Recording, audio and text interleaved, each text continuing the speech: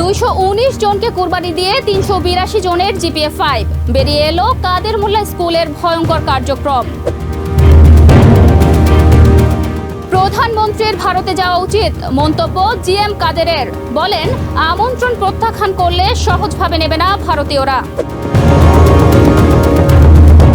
বাসের ভিড়ে নারীদের যৌন হয়রানির দিন শেষ, মঙ্গলবারই নারীদের জন্য রাজধানীতে নামছে গোলাপি বাস। প্রধানমন্ত্রীর হাত থেকে স্বর্ণপদক নিলেন আওয়ামী লীগ নেতা, সমালোচনার মুখে মৎস্য কর্মকর্তা, বলছেন জানা ছিল না তার। এবং এনসিপিতে পদ পেলেন 40 দিন আগে মারা যাওয়া তরুণ, হযবরল পরিস্থিতিতে সমালোচনার মুখে নাহিদ হাসনাতদের দল। আমন্ত্রণ এনপিবি নিউজে, শুনছিলেন শিরোনাম, পুরো সংবাদে আপনাদের সাথে আছি আমি নীলা ইসলাম।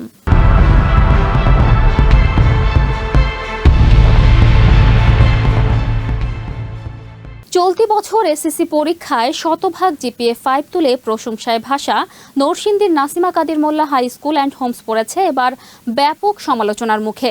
পরীক্ষার ফলাফল প্রকাশের পর বেরিয়ে আসে ভয়ঙ্কর কিছু অনিয়মের তথ্য। মাঝার ইমনের প্রতিবেদনে বিস্তারিত জানাচ্ছেন জাওয়াদ আহমদ। আমাদের বাচ্চাদেরকে বের করে দিয়ে তাহলে ওনারা 100% পাসটা দেখাইলে তাহলে ওনার কৃতিত্বটা কোথায়? একমাত্র আল্লাহ জানে। গাঁজাখুরি কথাবার্তা উদ্ভট। নাসিমা কাদের মোল্লা হাই স্কুল অ্যান্ড হোমস নরসিংদীর এই শিক্ষা প্রতিষ্ঠানটির গল্পে শুধুই সাফল্য। শতভাগ GPA-5 পেয়ে রেকর্ড গড়েছে একাধিকবার, কিন্তু এই সাফল্যের আড়ালে আলোচনায় এক ভয়ঙ্কর কার্যক্রম, যেখানে অভিনব এক বলিদানের মাধ্যমে সুনাম অর্জনে আসক্ত হওয়ার কথা সামনে এসেছে এই হাই স্কুল কর্তৃপক্ষের। সেই তথ্যই খুঁজে বের করার চেষ্টা করেছে এনপিবি নিউজ। এবারের এসএসসি পরীক্ষায় GPA-5 পেয়েছে মেয়ে, কিন্তু ফলাফলের কথা বলতে গিয়ে কান্নায় ভেঙে পড়লেন এই মা। কারণ প্রথম শ্রেণী থেকে যে স্কুলে পড়েছে সেই স্কুল থেকেই এসএসসি পরীক্ষার আগে বের করে দেওয়া হয়েছিল তার মেয়েকে। নরসিংদীর নাসিমা কাদের মোল্লা হাই স্কুল অ্যান্ড হোমসের শিক্ষার্থী ছিল মেয়েটি। ক্লাস ক্যাপ্টেন হওয়ার পাশাপাশি খেলাধুলাতেও ছিল বেশ সক্রিয়, কিন্তু এসএসসি পরীক্ষায় GPA-5 পাবে কিনা এমন বিষয় নিশ্চিত না হওয়ায় স্কুল থেকে টেস্ট পরীক্ষার পর বের করে দেওয়ার অভিযোগ তার। পরীক্ষার 2 মাস আগে টেস্টে অকৃতকার্য দেখিয়ে বের করে, প্রশ্ন করে এমন ভাবে যাতে এরা ফেল কইরা বের হয়, মানে ফেল দেখায় বের করানো হয়। এটা একটা মানে ইস্যু। স্কুলের শতভাগ GPA-5 পাওয়ার ধারাবাহিক খ্যাতি ধরে রাখতে নরসিংদীর প্রখ্যাত নাসিমা কাদের মোল্লা হাই স্কুল অ্যান্ড হোমস কর্তৃপক্ষ এক কৌশলী নীতি বাস্তবায়ন করে, যার কারণে এবারও টেস্ট পরীক্ষায় ছাঁটাইয়ের শিকার হয়ে মূল পরীক্ষায় অংশ নিতে পারেনি 219 জন শিক্ষার্থী, অথচ তারা অন্য প্রতিষ্ঠানে গিয়ে ভালো ফলাফল করেছেন অনেকে।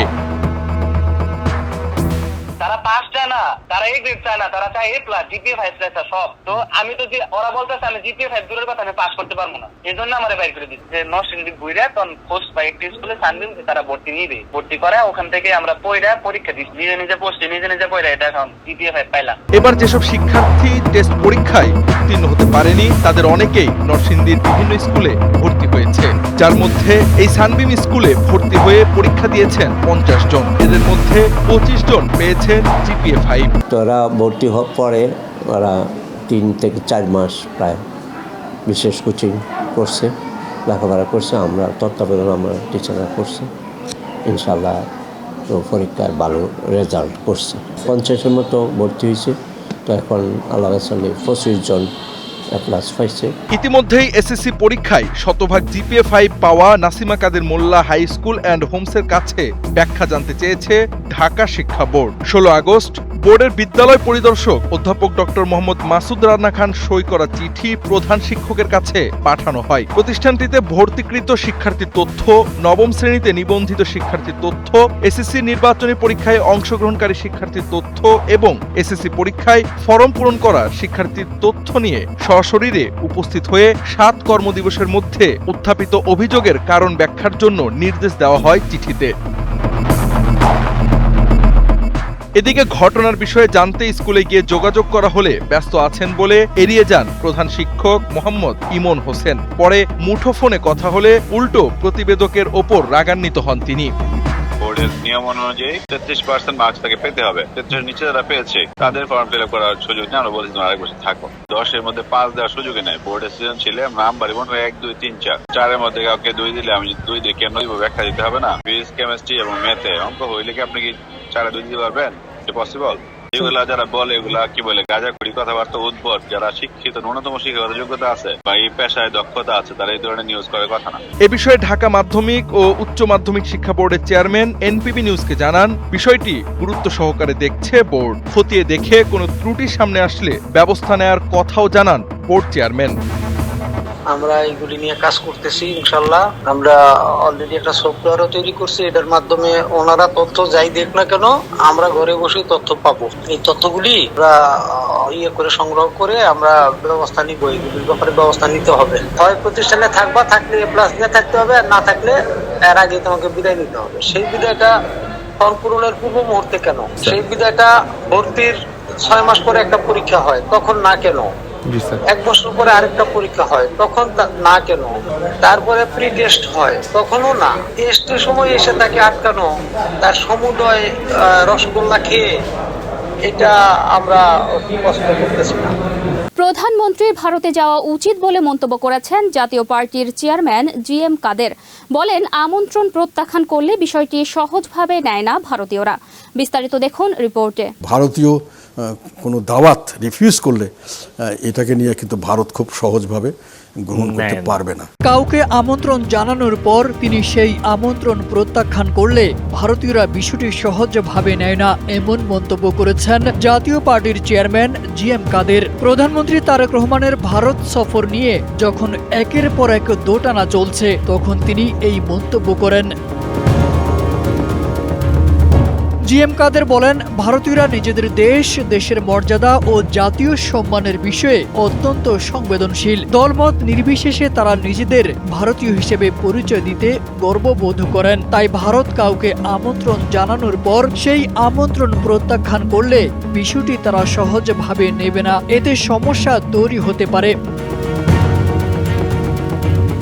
জাপা চেয়ারম্যান বলেন, প্রধানমন্ত্রী তারেক রহমানকে যারা ভারতে না যাওয়ার পরামর্শ দিচ্ছেন, আমার মনে হয় তারা তাকে সঠিক পরামর্শ দিচ্ছেন না। ভারতের রাজনীতির সঙ্গে দীর্ঘদিনের পরিচয় ও সম্পৃক্ততার কারণে দেশটিকে কিছুটা ভালোভাবে জানেন বলেও জানান তিনি। তার মতে প্রধানমন্ত্রীর ভারতে যাওয়া উচিত, সম্ভব না হলে অন্তত আমন্ত্রণটি গ্রহণ করা উচিত। কারণ যত কথাই বলা হোক, বাস্তবতা হলো ভারত বাংলাদেশের চারপাশে। জিএম কাদের বলেন, আমরা দরিদ্র এবং একটি মুসলিম প্রধান দেশ, এই দুটি বিষয় ভারতের জন্য সবচেয়ে ঝুঁকি হিসেবে বিবেচিত হতে পারে। তাদের আশঙ্কা হলো একটি দরিদ্র ও মুসলিম প্রধান দেশে যদি অস্থিতিশীলতা তৈরি হয়, তাহলে সেখানে জঙ্গিবাদ বিকাশের সম্ভাবনা তৈরি হতে পারে। সম্প্রতি একটি বেসরকারি টেলিভিশনের বিশেষ অনুষ্ঠানে এসব কথা বলেন জাতীয় পার্টির চেয়ারম্যান। বাসের ভিড়ে নারীদের যৌন হয়রানির দিন শেষ হচ্ছে। মঙ্গলবারই রাজধানীতে নামছে নারীদের জন্য পৃথক গোলাপি বাস। রাজধানীর 9টি রুটে চলবে এই বাস, যেখানে নারীরাই হবেন বাসের চালক থেকে কন্ডাক্টর। বিস্তারিত তারেক আজিজ খানের রিপোর্টে। রাজধানীতে বাসে উঠতে গিয়ে এভাবেই প্রতিনিয়ত যৌন হয়রানির শিকার হতে হয় নারীদের। গণপরিবহনে চড়া 94% নারী এই যৌন হয়রানির শিকার হচ্ছেন বলে এক জরিপে জানিয়েছে বেসরকারি উন্নয়ন সংস্থা ব্রাক। তবে প্রধানমন্ত্রী তারেক রহমানের এক সিদ্ধান্তেই বন্ধ হতে যাচ্ছে এমন গুরুতর অপরাধ। রাজধানীতে এতদিন নারীদের জন্য গণপরিবহন ছিল রীতিমতো যুদ্ধ আর হয়রানির এক বাহন। কখনো বাসে ওঠার জন্য যুদ্ধ, কখনো সংরক্ষিত আসন বুঝে পেতে নাভিশ্বাস বয়ে যেত তাদের। সেসব স্কুল, কলেজ, বিশ্ববিদ্যালয়গামী শিক্ষার্থী ও কর্মজীবী নারীদের ভোগান্তির কথা মাথায় রেখে রাজধানীতে পিঙ্ক বা গোলাপি বাস নামাচ্ছেন প্রধানমন্ত্রী তারেক রহমান। যে প্রতিশ্রুতি তিনি নির্বাচনী ইশতেহারে দিয়েছিলেন, ক্ষমতা এসে পূরণ করলেন সেই ওয়াদা। এই গোলাপি বাসের চালক, কন্ডাক্টর ও হেল্পার সবাই হবেন নারী। ফলে ভিড়ের মধ্যে কেউ যৌন হয়রানি কিংবা হেনস্থার শিকার হবেন না। নারীদের চলাফেরা হবে সহজ ও নিরাপদ। তথ্য বলছে প্রাথমিকভাবে রাজধানীর 9টি রুটে চলবে নারী বান্ধব এই গোলাপি বাস। রুটগুলো হলো নতুন বাজার থেকে মতিঝিল, তালতলা থেকে মতিঝিল, ডেমরা স্টাফ কোয়ার্টার থেকে জিপিও মোড়, মিরপুর 10 থেকে মতিঝিল, মিরপুর থেকে মতিঝিল, মিরপুর 12 থেকে মতিঝিল, মোহাম্মদপুর থেকে মতিঝিল, আব্দুল্লাহপুর থেকে মতিঝিল এবং গাজীপুর থেকে বিমানবন্দর রুটে চলাচল করবে এই গোলাপি বাস। শুধু রাজধানী নয়, ঢাকার বাইরে বগুড়ার শেরপুর থেকে মাটিডালি রুটে 2টি এবং চট্টগ্রামের কালুরঘাট থেকে পতেঙ্গা রুটে চলবে 2টি নারী বান্ধব গোলাপি বাস। জীবিত সাংবাদিককে শহীদ হিসেবে দেখানো হলো জাতীয় নাগরিক পার্টি এনসিপির এক ডকুমেন্টারিতে।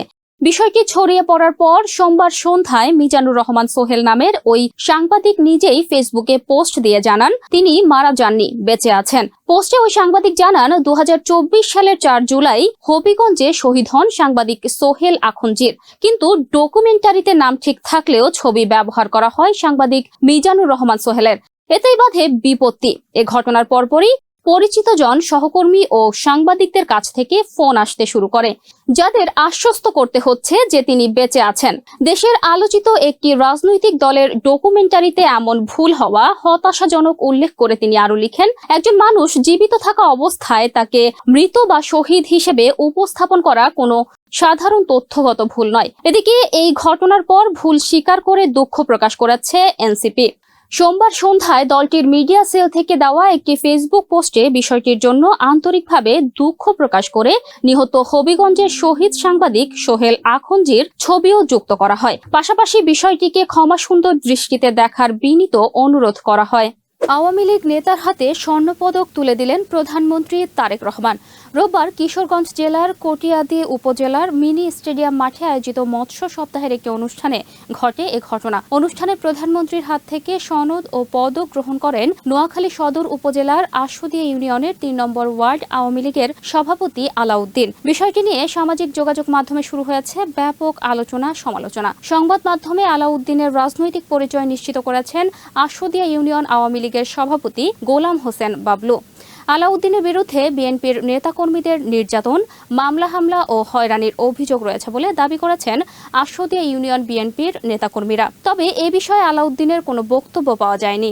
উন্নত মৎস্য চাষ পদ্ধতি অনুসরণ করে গুণগত মানের পোনা উৎপাদন, সরবরাহ ও কর্মসংস্থান সৃষ্টির মাধ্যমে মৎস্য চাষ সম্প্রসারণে গুরুত্বপূর্ণ অবদানের স্বীকৃতিস্বরূপ 14 ব্যক্তি ও প্রতিষ্ঠানকে জাতীয় মৎস্য পদক 2026-এর স্বর্ণপদক প্রদান করে সরকার। এর মধ্যে আওয়ামী লীগের এই নেতার প্রতিষ্ঠান আলাউদ্দিন ফরাজিও অন্তর্ভুক্ত ছিল। একই সঙ্গে প্রতিষ্ঠানটিকে 50,000 টাকার ব্যাংক চেক দেওয়া হয়। এ বিষয়ে নোয়াখালী জেলার মৎস্য কর্মকর্তা মোহাম্মদ হারুনুর রশিদ বলেন, আমাদের তদন্তে রাজনৈতিক পরিচয় পায়নি। বিষয়টি সরকারি গোয়েন্দা সংস্থা তদন্ত করেছেন। তবে আওয়ামী লীগের এই নেতার হাতে প্রধানমন্ত্রীর পদক তুলে দেওয়ার ঘটনা জন্ম দিয়েছে ব্যাপক সমালোচনার। 40 দিন আগে মারা যাওয়া এক তরুণ পেলেন এনসিপির পদ। এছাড়া কমিটিতে অন্তত 15 জনের নাম উল্লেখ করা হয়েছে 2 বার করে। সম্প্রতি চট্টগ্রাম মহানগরের আহ্বায়ক কমিটিতে হয়েছে এমন হযবরল অবস্থা, জানিয়ে চলছে ব্যাপক সমালোচনা। দৈনিক যুগান্তরের এক প্রতিবেদনে উঠে এসেছে এই তথ্য। গেল মে মাসে 168 সদস্যের একটি আংশিক কমিটি ঘোষণা করা হয়েছিল। এরপর সম্প্রতি সেই কমিটিকে 312 সদস্যে বর্ধিত করা হয়। এই বর্ধিত কমিটির 1 নম্বরে রয়েছেন তাজরিন ফায়াজ নামের এক তরুণ, যিনি গেল 7 জুলাই সড়ক দুর্ঘটনায় নিহত হন। তথ্য বলছে, আলোচিত তাজরিন ফায়াজ গেল 7 জুলাই মোটরসাইকেল চালিয়ে নগরের অক্সিজেন এলাকার বাসা থেকে কাজীর দেউরি মোড়ে যাচ্ছিলেন। সেখানে বন্ধুদের সঙ্গে বিশ্বকাপ ফুটবলের আর্জেন্টিনা ও মিশরের ম্যাচটি দেখার কথা ছিল তার, কিন্তু সেই খেলা আর দেখা হয়নি 28 বছরের এই তরুণের। খেলা শুরুর কিছুক্ষণ আগে উড়াল সড়কে দাঁড়িয়ে থাকা একটি কাভার্ড ভ্যানের পেছনে তার মোটরসাইকেল ধাক্কা দিলে ঘটনাস্থলেই নিহত হন তিনি। এনসিপির সদস্য সচিব আখতার হোসেন ও দক্ষিণ অঞ্চলের মুখ্য সংগঠক হাসনাত আব্দুল্লাহ সই করা এই বর্ধিত কমিটিতে মোট 312 জনের নাম রয়েছে। তার মধ্যে 15 জনের নাম অন্তর্ভুক্ত হয়েছে 2 বার। এমনকি একজন ব্যক্তির পাশে উল্লেখ করা হয়েছে একাধিক পদের নামও। এ বিষয়ে চট্টগ্রাম মহানগর এনসিপির আহ্বায়ক মীর মোহাম্মদ সোয়াইব বলেন, বর্ধিত কমিটিতে অসাবধানবশত কিছু ভুল ভ্রান্তি হয়েছে। আগের 168 জনের কমিটি থেকে জনবল সমন্বয় করতে গিয়ে কম্পিউটার অপারেটর ভুল করেছেন। এটি সংশোধন করে কমিটির তালিকা আবারও প্রকাশ করা হবে।